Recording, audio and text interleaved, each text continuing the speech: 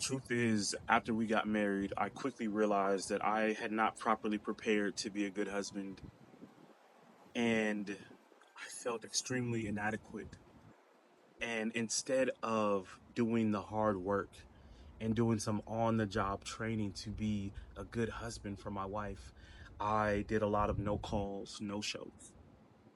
And that means that it left my wife to carry every burden that our marriage came with. I was nowhere to be found for so long.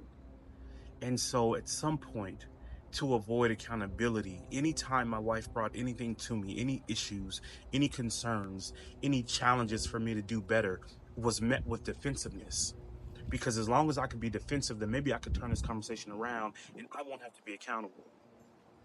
And so what I would do is, depending upon how she brought up any type of subject, if there was a harshness in her tone, then I would just focus on her tone, not what she said. Because now I can say, well, why are you talking to me like that? You don't care about how I feel. And it was just manipulation, and it was a narcissistic behavior to turn a topic that she really needed to address onto her so that we no longer communicated about it. And so now here I am, being the one who needs to do the work, trying to tell my wife that there's work that she needs to do in order for us to be better. Now there's a narrative that wives no longer want to be married because women are the ones who are usually initiating the divorce. But they're initiating the divorces because men and husbands are not being the person that they signed up for.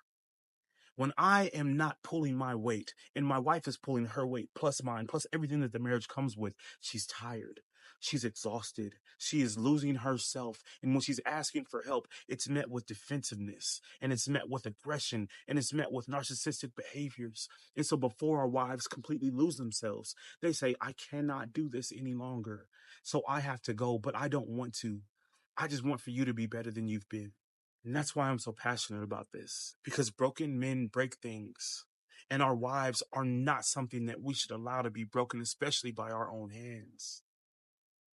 There's work that needs to be done on our end. Our wives deserve it. God deserves it. Our marriage deserves it. Marriage takes effort. So put it in.